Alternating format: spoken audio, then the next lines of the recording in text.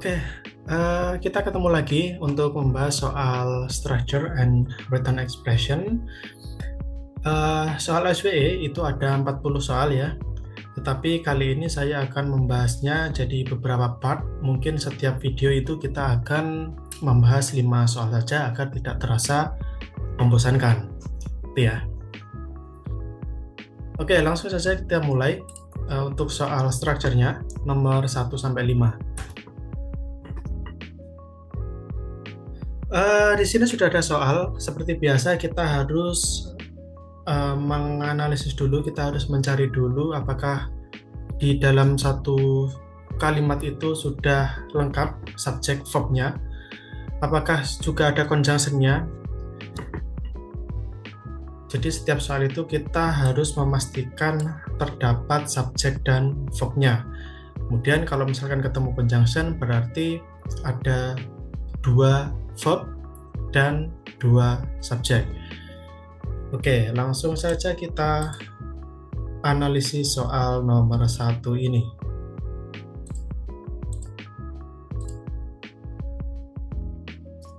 Baik, pada soal ini kita harus pastikan dulu apakah ada subjeknya, kemudian verb-nya, apakah juga kita bertemu dengan connector atau conjunction, gitu ya.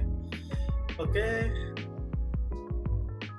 because ini korektornya, kemudian the colors, ini subjeknya, kemudian kita bertemu dengan prepositional phrase. Jadi kalau saya sudah terbiasa mengerjakan gitu ya, kita simpan prepositional phrase ini, kita simpan dulu di dalam otak kita gitu ya, atau dengan kata lain kita boleh mengabaikannya karena yang kita cari adalah inti dari sebuah kalimat, subjek dan verb-nya. Kita sudah menemukan subjeknya di sini, kemudian titik-titik. Nah, di sini ada verb-nya. Di sini ada verb, kemudian koma, ada subjek lagi, ada verb lagi. Jadi dalam struktur kalimat ini sudah lengkap, ada 1 conjunction, ada 2 subjek dan ada 2 verb. Yang kita butuhkan apa? Coba kita lihat pilihan jawabannya gitu ya.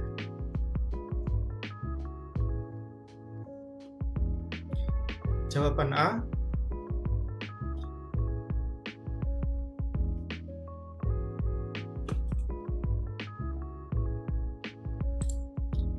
jawaban A salah karena di sini ada N-nya, ada konektornya N yang seharusnya dia menghubungkan antara depan dan belakang, itu strukturnya harus sama, paralel gitu ya.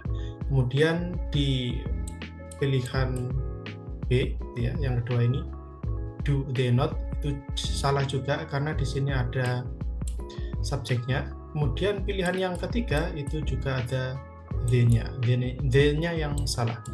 Nah, kita sudah memiliki 1 subjek, maka pilihan yang tepat adalah do not.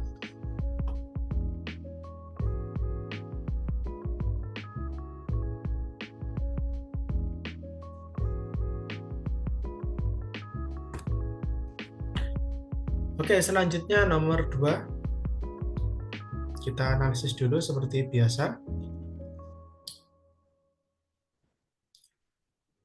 Oke, sepanjang ini adalah subjeknya. Ini adalah subjeknya.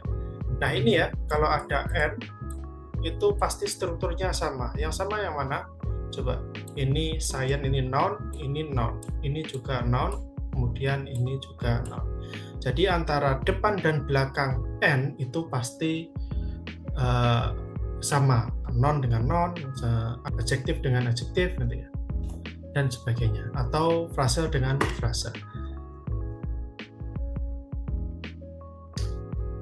Kemudian di sini kita bertemu dengan verb-nya.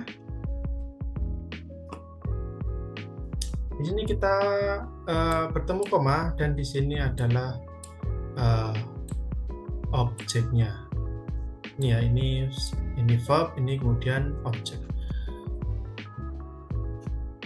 Oke. Jadi apa yang harus kita cari? Biasanya kalau strukturnya seperti ini, koma, itu terdapat anak kalimat yang baru. Kalau misalkan ada kalimat yang baru, maka harus kita membutuhkan conjunction, subject, dan verb. Oke, kita lihat mana yang termasuk conjunction, subject, dan verb. Ini salah karena tidak ada conjunction-nya, ini hanya verb-nya. Kemudian ini conjunction, kemudian ini subject, ini verb-nya. Oke, kita simpan dulu. Ini conjunction, ini verb, ini verb 3 ya. 3 itu menunjukkan pasif, kalimat pasif. Oke, kemudian yang ini ada conjunction, tetapi di sini ada verb-nya.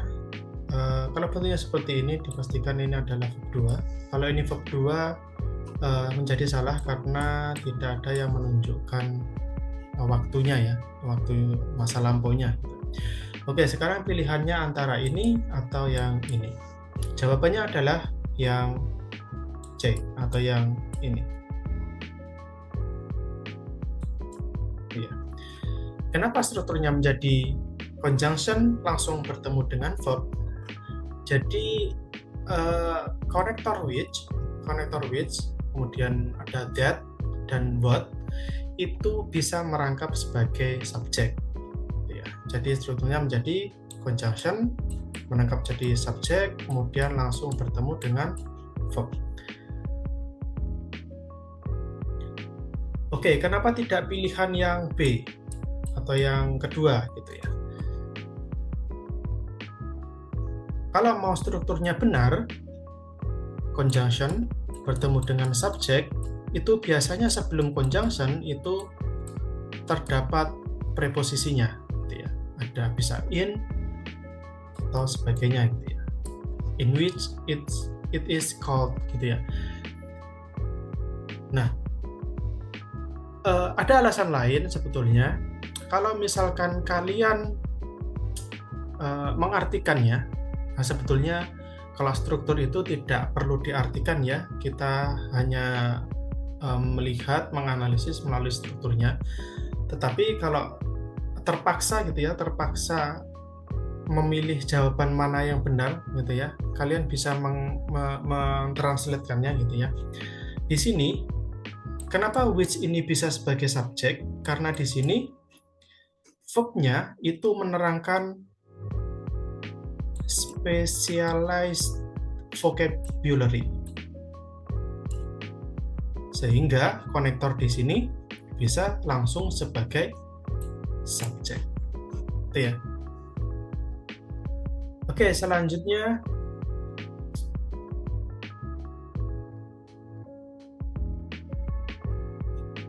ini subjeknya ya.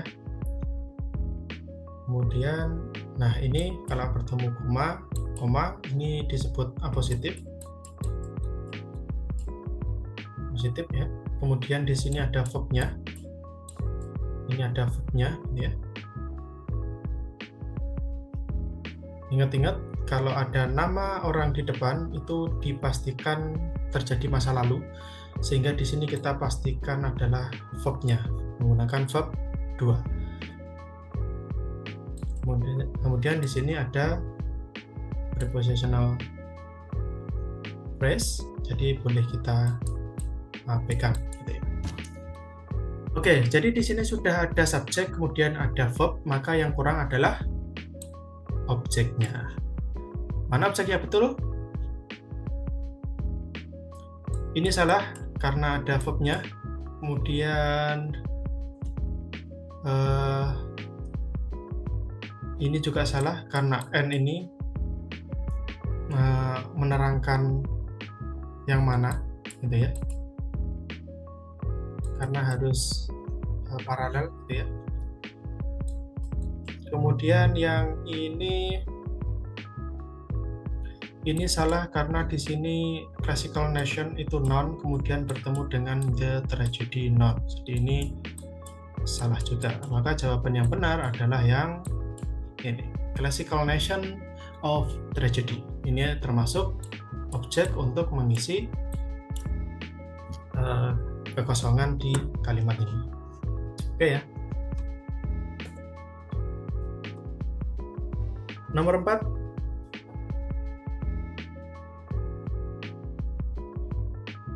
kalau bertemu dengan kalimat negatif, not only, no, not, kemudian apa lagi, rarely, itu ya, itu strukturnya adalah dibalik atau inverse gitu ya. Jadi strukturnya verb, kemudian subjek, kemudian kalimat selanjutnya atau professional phrase. Gitu ya. Jadi di sini langsung saja, ini langsung diingat-ingat ya. Jadi di sini langsung saja jawabannya adalah yang must the members. Must ini sebagai verbnya, kemudian the members ini sebagai subjeknya.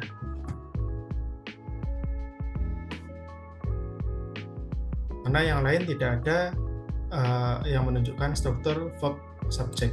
Salah. Ini salah dan ini juga salah. Oke, nomor 5.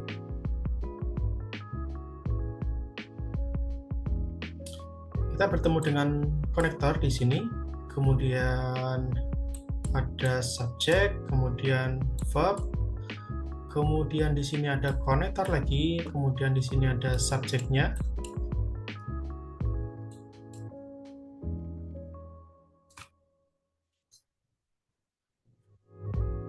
Ini ya positif ya, ada koma, kemudian di sini subjeknya langsung nyambung ke is yang sebelah sini. Jadi strukturnya adalah subject verb conjunction subject verb. Nah di sini berarti kurangnya adalah kurang subjek dan verb. Ada dua konektor, maka harus kita mencari 3 subjek dan 3 verb. Verbnya sudah ketemu 2, maka di sini kurang subjek dan verb. Ingat, conjunction when, konektor when itu tidak seperti which, that, what, tidak bisa merangkap sebagai subjek. Maka strukturnya harus lengkap, conjunction, subjek, dan verb. Oke, mana pilihan yang tepat? Kita analisis dulu ya. Ini subjek, ini oke, ini kita simpan dulu, ini bisa menjadi verb, verbnya menggunakan verb 2. Kemudian ini salah karena di sini bentuknya adalah adjektif. Ini adjektif, kemudian ini noun-nya. Kemudian ini juga salah, ini noun, kurang verbnya gitu ya. Kemudian nah ini adalah pilihan yang benar, strukturnya menjadi benar, ini subjeknya, ini verbnya, kemudian ini objeknya gitu ya. Ini objeknya menjadi kalimat pasif. Ini oke. Pilihan pertama itu salah karena di sini tidak ada yang menunjukkan waktunya. Atau ini adalah present gitu ya, karena di sini diterangkan dengan is, di sini juga is. Jadi ini bukan di masa lampau. Kalau bukan di masa lampau, maka ini bentuknya dipastikan bukan verb kedua. Ini adalah verb ketiga yang nyambung ke preposisi with. Jadi di sini di atmosphere saturated itu masih kurang verbnya. Jadi ini adalah jawaban yang salah juga. Maka yang benar adalah yang pilihan D atau yang terakhir. The atmosphere is saturated with water. Oke, mungkin itu saja untuk video kali ini. Saya potong-potong menjadi beberapa bagian ya. Untuk setiap video itu ada 5 soal agar kalian belajarnya tidak bosan gitu ya, dan bisa dipelajari dengan baik. Oke, sampai jumpa di video berikutnya.